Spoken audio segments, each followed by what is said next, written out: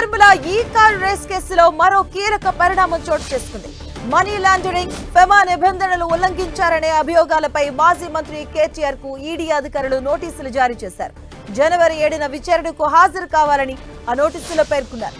ఇదే కేసులో కేటీఆర్ తో పాటు సీనియర్ ఐఏఎస్ అధికారి అరవింద్ కుమార్, హెచ్ఎండిఏ మాజీ చీఫ్ ఇంజనీర్ బిఎల్ఎన్ రెడ్డి కూడా ఈడీ నోటీసులు అందించింది. అయితే వారిని మాత్రం జనవరి 2 లేదా 3 తేదీల్లో విచారణకు రావాలని ఈ నోటీసులో ఈడీ తెలిపింది. అయితే ఏసీబీ నమోదు చేసిన ఎఫ్ఐఆర్ ఆధారంగా పిఎంఎల్ఏ కింద విచారణ చేపడుతున్న ఈడీ ఆ ముగ్గురు ఫెమా నిబంధనలను ఉల్లంఘించినట్లుగా ఇప్పటికే గుర్తించినట్లుగా సమాచారం. ఇక ఎఫ్ఈఓకు 55 కోట్ల నగదు బదిలీ, ఆర్థిక పరమైన అవకతవకలు జరిగినట్లుగా ఈడీ అధికారులు అనుమానాన్ని వ్యక్తం చేస్తున్నారు. ఈ క్రమంలోనే ఫార్ములా ఈ కార్ రేస్ కేసులో జనవరి 7న విచారణకు హాజరు కావాలంటూ మాజీ మంత్రి కేటీఆర్ కు నోటీసులు జారీ చేశారు.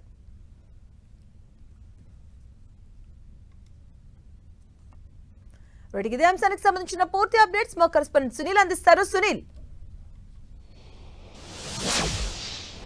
రాష్ట్రంలో తీవ్ర రాజకీయ ప్రకంపనలు సృష్టిస్తున్నటువంటి ఫార్ములా ఈ కార్ రేస్ కేసులో ఈడీ అధికారులు దూకుడు పెంచారు. ఇప్పటికే ఏసీబీ అధికారులు ఈ ఫార్ములా కేసుపై ఇప్పటికే కేసు నమోదు చేసిన నేపథ్యంలో ఆ కేసు ఆధారంగా ఏసీబీ నమోదు చేసినటువంటి కేసు ఆధారంగా ఇప్పుడు ఈడీ అధికారులు పిఎంఎల్ఏ యాక్ట్తో పాటు ఫారెన్ ఎక్స్చేంజ్ మేనేజ్మెంట్ అంటే ఫెమా యాక్ట్ నిబంధనల ప్రకారం ఈడీ అధికారులు ఈసీఐఆర్ కింద ఎన్ఫోర్స్మెంట్ కేస్ ఇన్ఫర్మేషన్ రిపోర్ట్ కింద ఇప్పటికే ఈడీ అధికారులు కేసు నమోదు చేసుకుంది.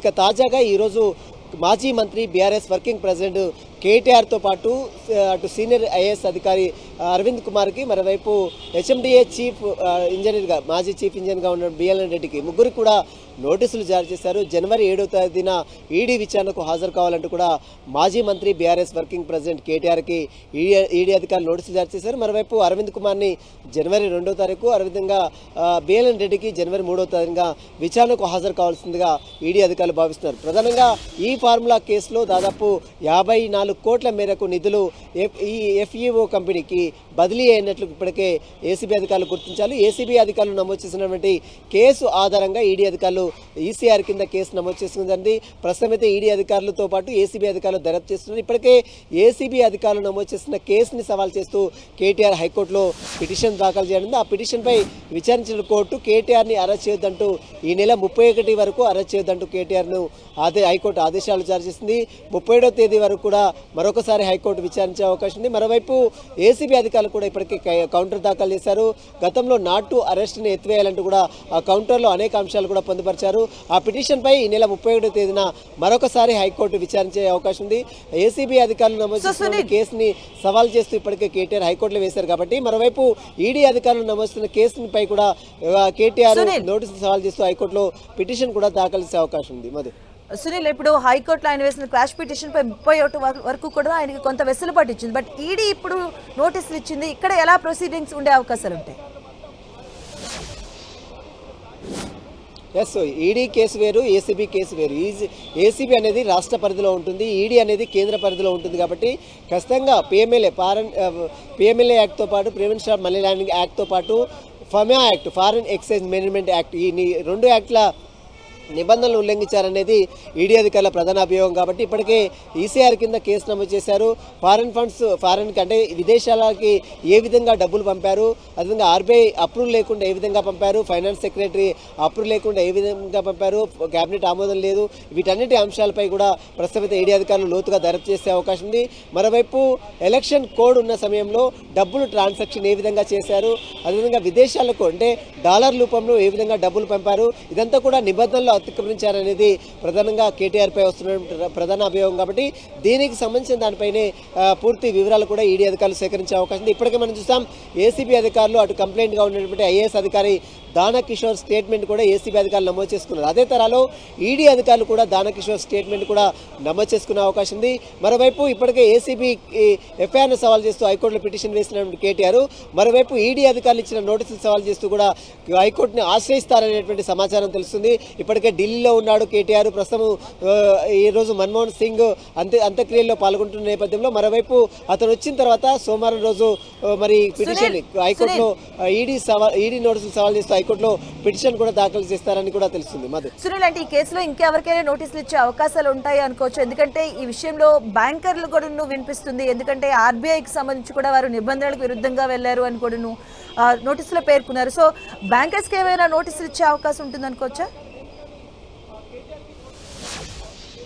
ప్రస్తుతం వీరి దగ్గర నుంచి వివరాలు సేకరించిన తర్వాత అన్ని ఎవిడెన్స్ కలెక్ట్ చేసిన తర్వాత హిమాయత్ నగర్లో ఉన్నటువంటి ఇండియన్ ఓవర్సీస్ బ్యాంక్ నుంచి ఈ డబ్బులు మొత్తం కూడా బదిలీ అయినట్లు కూడా తెలుస్తుంది. కాబట్టి హిమాయత్ నగర్ సంబంధించినటువంటి బ్రాంచ్ మేనేజర్ ఎవరైతే ఉన్నారో ఆ మేనేజర్ని కూడా పిలిచి విచారించే అవకాశం. ప్రస్తుతం అయితే ముగ్గురికి మాత్రమే, కేటీఆర్కు, మరోవైపు అరవింద్ కుమార్కు, అదేవిధంగా బిఎల్ రెడ్డి, ముగ్గురికి మాత్రమే అటు నోటీసులు ఈడీ అధికారులు జారీ చేశారు. జనవరి 7వ తారీఖున ఈడీ విచారణకు కేటీఆర్, మాజీ మంత్రి, బీఆర్ఎస్ వర్కింగ్ ప్రెసిడెంట్ కేటీఆర్ విచారణకు హాజరు కావాల్సిందే అన్నట్టు ఇప్పటికే ఈడీ అధికారులు నోటీసులు జారీ చేశారు. దీంతో పాటు మరోవైపు అటు అరవింద్ కుమార్కి, మరోవైపు బిఎల్ రెడ్డికి ఇద్దరు కూడా నోటీసులు సర్వ్ చేశారు. కాబట్టి వారికి సంబంధించిన దాంట్లో మరి ఈడీ విచారణకు హాజరవుతారా, లేదా ఈడీ విచారణ ఎదుర్కొంటారా, లేదా ఈడీ విచారణ సవాల్ చేస్తూ అటు నోటీసులు సవాల్ చేస్తూ మళ్ళీ హైకోర్టులో పిటిషన్ దాఖలు చేస్తారు. ఎందుకంటే ఏసీబీ ఎఫ్ఐఆర్ను సవాల్ చేస్తూ హైకోర్టులో పిటిషన్ దాఖలు చేశారు. కాబట్టి ఇప్పుడు ఈడీ అధికారులు నమోదు చేసిన కేసుతో పాటు నోటీసులు సవాల్ చేస్తూ హైకోర్టులో కూడా పిటిషన్ దాఖలు చేసే అవకాశం ఉన్నట్లు కూడా కొంత సమాచారం తెలుస్తుంది. కేటీఆర్ ఢిల్లీ నుంచి వచ్చిన తర్వాత దీనిపై లీగల్ ఒపీనియన్ తీసుకున్న తర్వాత హైకోర్టులో ఈ పిటిషన్ ని మూవ్ చేసే అవకాశం కూడా ఉన్నట్లు తెలుస్తుంది. మధు, సునీల్, ఈ అంశానికి సంబంధించి కూడా ముఖ్యంగా అరవింద్ కూడా అప్రూవర్ గా మారే అవకాశాలు ఉన్నాయి. సో అలా అయితే ఒకవేళ ఎలా ఉండే ఛాన్సెస్ ఉంటుంది, ప్రొసీడింగ్ ఎలా ఉండే అవకాశం ఉంటుంది? ప్రస్తుతం అయితే కేటీఆర్కు మొత్తం కూడా గతంలో మీడియా సమావేశంలో కూడా కేటీఆర్ అనేక సందర్భాల్లో చెప్పారు, తాను ఆదేశాలు ఇస్తేనే అరవింద్ కుమార్ ఈ డబ్బులు మొత్తం కూడా బదిలీ చేశారని చెప్పారు. అయితే అరవింద్ కుమార్ మాత్రము ఇప్పటికే ఒకవేళ అప్రూవల్గా మారితే, దీనికి సంబంధించిన ఈడీలో కానీ ఏసీబీలో కానీ అప్రూవల్గా మారితే కేటీఆర్ ఈ కేసులో కొంత సమస్య ఎదురయ్యే అవకాశం ఉంది, కేటీఆర్ని కార్నర్ చేసే అవకాశం ఉంది. ఖచ్చితంగా ఈ కేసులో మనం గతంలో అనేక కేసులలో చూస్తాం, అప్రూవల్గా మారినటువంటి వ్యక్తులు ఆ తర్వాత అసలు దోషులు ఎవరైతే ఉన్నారో వారికి శిక్షలు పడ్డ కేసులు కూడా మనం చూస్తాం. ఆ తర్వాత ఇప్పుడు అరవింద్ కుమార్ కనుక ఒకవేళ అప్రూవల్గా మారితే మాత్రం కేటీఆర్ ఈ కేసులో ఖచ్చితంగా అటు ఎదుర్కొనే అవకాశం ఉంది. ఖచ్చితంగా లీగల్గా ఫైట్ చేయాల్సిన అవసరం ఖచ్చితంగా ఉంటుంది. కాబట్టి మరి చూడాలి ఈ కేసులో కేటీఆర్ వచ్చిన తర్వాత. కేటీఆర్ ఢిల్లీలో ఉన్నాడు, ఇప్పటికే అటు మన్మోహన్ సింగ్ అంత్యక్రియలో ఈ రోజు పాల్గొంటారు. కాబట్టి కేటీఆర్ వచ్చిన తర్వాత ఈడీ నోటీసులకు సంబంధించిన దానిపై కూడా మరి ఎలా స్పందిస్తాడు, మరి దీనికి సంబంధించి కోర్టుని ఆశ్రయిస్తారా, లేదా మరి ఖచ్చితంగా విచారణకు హాజరవుతారా లేదా అనేది కూడా కేటీఆర్ వచ్చిన తర్వాత ఒక పూర్తి క్లారిటీ కూడా వచ్చే అవకాశం. ప్రస్తుతం అయితే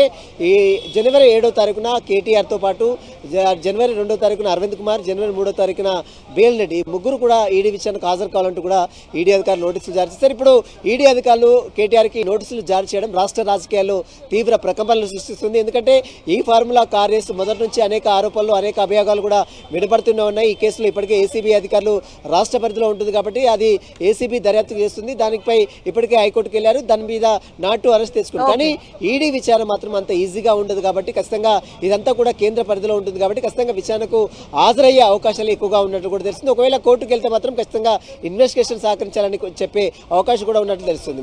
ఓకే, థ్యాంక్ యూ సార్.